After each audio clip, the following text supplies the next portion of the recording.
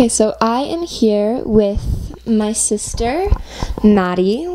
Maddie is a fanfic author, and barely, but she's been one for a while, and she's been very immersed in fanfiction for a while. So why don't you tell us, let's just start off with introducing yourself, telling us a little bit about that. I read and write fan fiction. There's a lot of it. The internet is vast and terrible.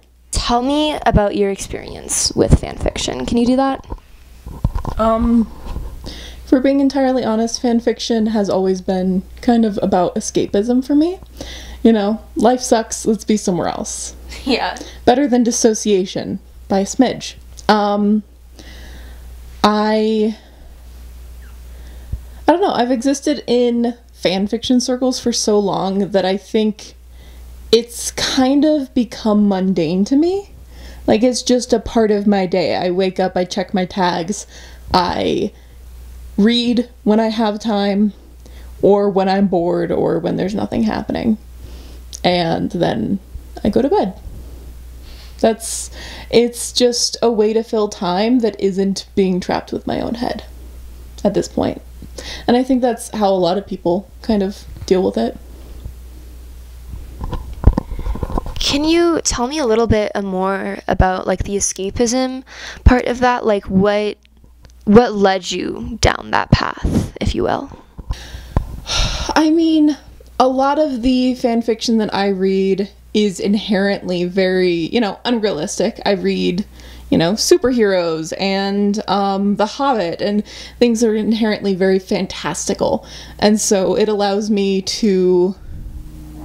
Oh, this is going to be so pathetic. Basically, I read that in order to fulfill a desire to be loved within myself that I don't think I have ever had fully,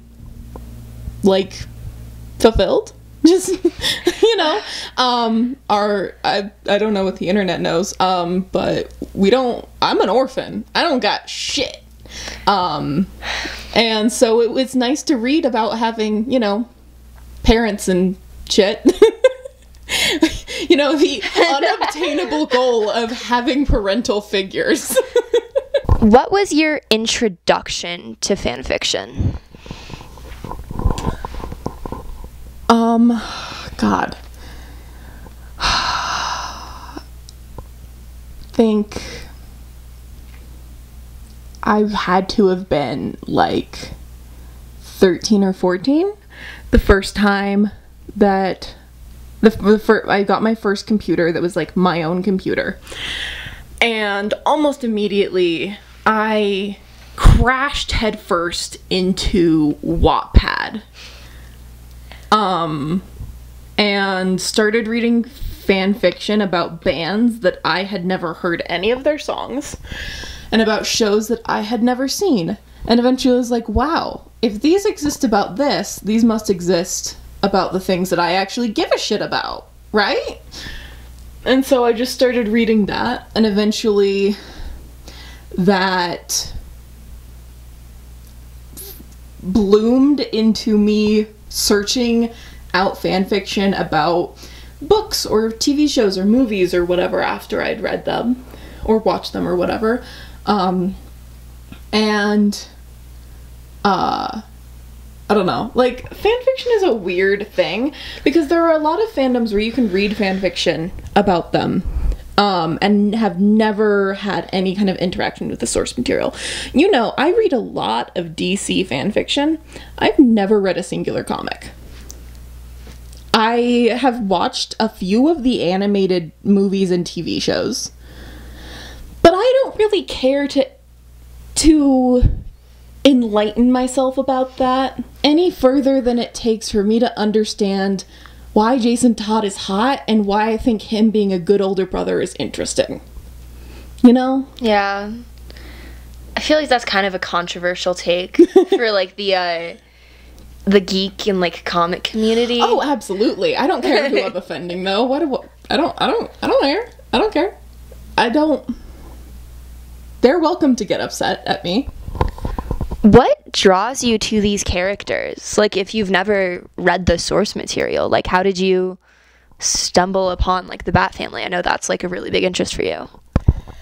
Okay, so the Bat family, I think it was because I was like watching Justice League Unlimited, like that animated, like the cartoon from like the 2000s.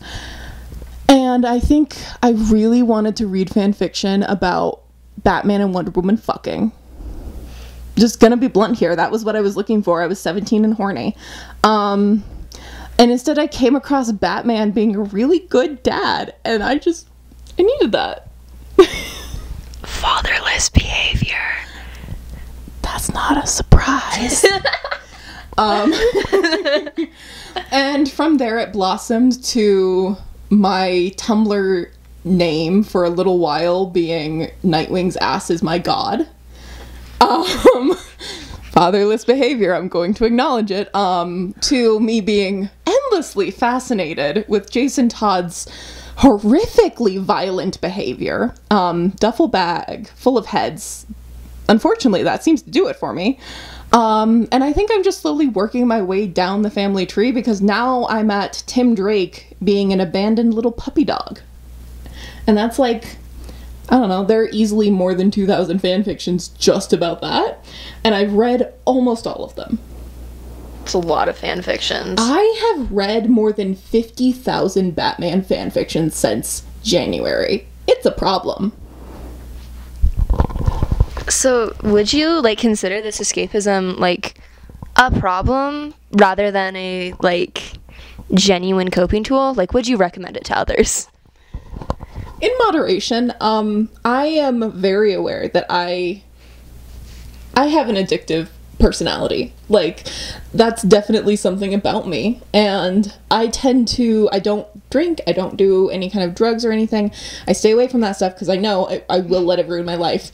And it seems to be that instead of letting that ruin my life, I'm letting fan fiction ruin my life. But to be fair, it's a slower descent. It's a problem for me. I feel like this is, like, the type of addiction where it's like funny, like a problem, but like it's not gonna like negatively affect you in too many ways other than maybe like your ability to like form relationships, but like that has already been kind of messed up by your childhood. Yeah, I already have issues with that. That's not gonna, like if it brings you happiness and it's not like actively hurting you. Yeah. It gives me a way to experience having a fatherly figure. And that's nice because I've been failed miserably by every paternal figure I've ever had. So my next question is, what are your favorite fan fiction tropes to read and to write about? Reading and writing are different categories. Writing, I love, it depends, obviously this varies based off of the fandom, because I'm not going to be reading the same tropes for The Hobbit that I would for the Bat family.